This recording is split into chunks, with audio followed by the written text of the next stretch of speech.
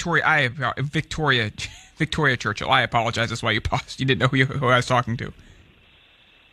No, that's fine. I've gotten Valerie, Veronica. People used to mess up my last name before I got married, so it happens all the time. No worries at all.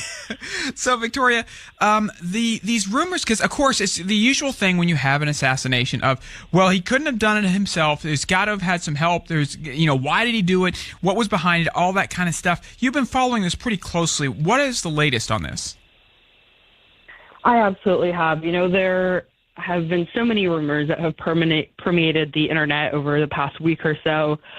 Some individuals close to Charlie Kirk have come out to deny a lot of them. My reporting, of course, has focused a lot on this notion that a foreign actor, particularly Israel, was somehow involved. And so, this really stemmed from an episode of a podcast that Candace Owens, formerly a Turning Point employee who was really a nobody until Charlie Kirk kind of discovered her, brought her under his wing, gave her a platform, and, she's gone on from there.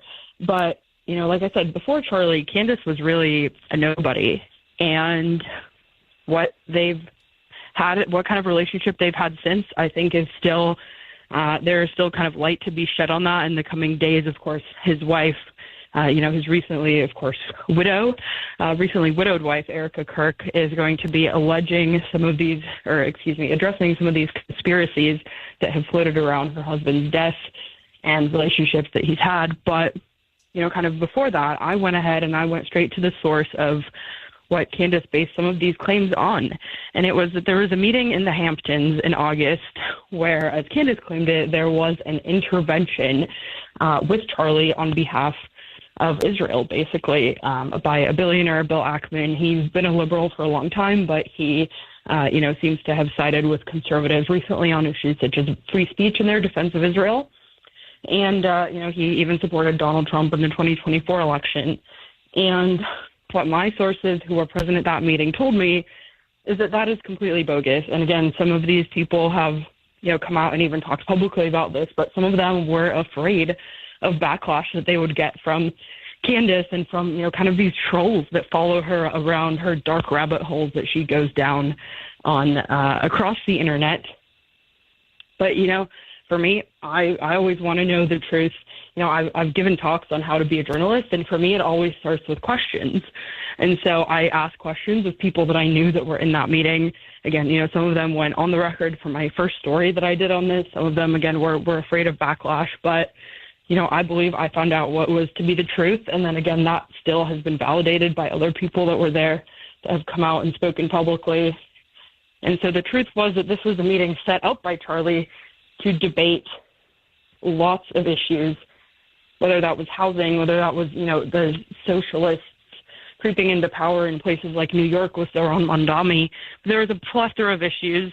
And, of course, Israel was discussed. It was one of the hot button issues of the day. Of course, still continues to be, has been in our cultural and political zeitgeist for, for me personally, as long as I can remember, but in the greater political discourse, at least for the past 2.5 years. And, again, this kind of what my reporting told me and what my sources told me was that this was completely, really off base, a lot of these claims. And, I definitely love to see the media world now with new media, but I think this really underscores the value of traditional media, which I'm a part of now, is that we are willing and able to set the story straight. And that's what I feel like I've done, at least contributed my little part through my work at the Daily Mail to setting the record straight. And, again, I think, I hope that my reporting will be confirmed even further as sources closer and closer to Charlie are going to continue speaking out over the next couple of days. Well, Victoria, what exactly, because we talk about the conspiracy, but what exactly is Candace connecting Israel to? Like, is Candace saying that Benjamin Netanyahu paid a third party to fund the gun that was purchased? I mean, what is the connection all the way to? Because we all know we're really, really sure we got the guy who actually pulled the trigger. So the question is, why was he there? Who put him up to it, I guess? And how do we connect Israel all the way through to, and that's the reason why he was on that roof and pulled the trigger? Well, again, I don't really want to give weight to any of these conspiracy theories, but I think in Candace's warped mind that she has, she believes that basically Charlie was about to change his position on Israel, which, again, as I laid out in my initial story that I did on this entire thing, was that he has had a very long track record of supporting Israel, of supporting Jewish conservatives, of supporting the Jewish people. Netanyahu's son, Yair, actually came to a Turning Point event in 2019. So I think that just goes to underscore how closely, Charlie valued Israel and, his relationship with both Netanyahu, the prime minister, and, even his greater family, as one of his family members has spoken at a Turning Point conference.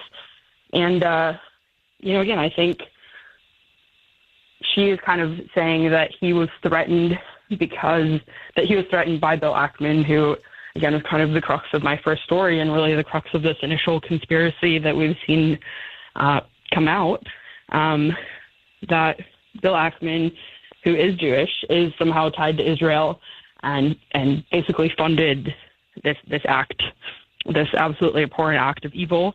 And so, again, so at least so far my reporting disproves that, and I have not seen any sourcing to the contrary. So the bottom line, Victoria, is that there in what you've seen, this is just it's a conspiracy. As much as any of these other conspiracy theories you hear about Area 51 or whatever, this is a lot of conjecture, a lot of speculation, and there's not a lot of actual proof other than we're connecting dots that might not have anything to do with each other, but we're connecting dots until we get the picture that we kind of wanted to get. Absolutely. And, again, I think another part of this, which is important to note, is that, there are people in Charlie's orbit that have, come out and either spoke at his memorial or have taken over his show, which, again, I think the people that Turning Point or Erica or whoever is in charge of kind of carrying on his legacy, and to whatever degree these individuals may be involved, Candace has not been one of these people that has been asked to either speak at his memorial. She didn't even attend, which was kind of another one of these things that actually my reporting blew up because I wanted to ask her via her spokesperson if she was planning to attend the memorial or if she was planning to speak. And, that was kind of one of these viral clips that you may have seen going around on the internet where she didn't actually answer the questions directly to us at the Daily Mail, but she went ahead and answered them on her show.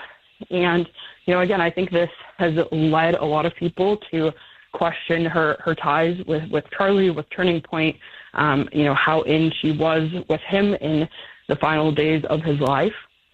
And, because, again, I think some of these people that Turning Point has selected have been critical of Israel, have been critical of Benjamin Netanyahu, Tucker Carlson, Megyn Kelly.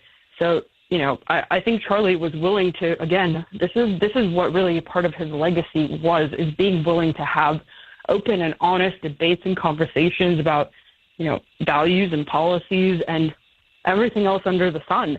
He was willing to have conversations with people that he disagreed with, and he was willing to, present two sides of an issue and have people duke it out. I mean, even Marjorie Taylor Greene, right? She's one of the people in Congress who has been most critical of Israel and even their influence on U.S. politics. And, she has published text messages where Charlie was debating or asking her to come and debate at his upcoming conference, asking what exactly is Israel's AIPAC's influence on the U.S., on American politics. So he was willing to entertain people whose values and beliefs he didn't necessarily agree with, and he was willing to provide a place for people to duke it out.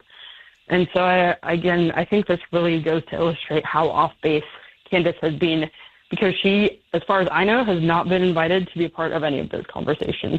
And Victoria, I guess, that is kind of one of the reasons why we like Charlie Kirk so much, is because he was willing to listen, and he was willing to listen to even sides that he didn't agree with and discuss those things. But I think what we've got to come back to is there is not a lot, at this point it is a lot of smoke, there's not a lot of fire yet. And I'm not saying I dismiss it all. I'm very interested in hearing more ideas, but yeah, I think you're probably right that right now, it's way too soon to connect these dots and assume there is a conspiracy beyond there was a young, very angry man up there on that roof who decided to end a life. Victoria Churchill, thank you so much for joining us this morning on Alabama's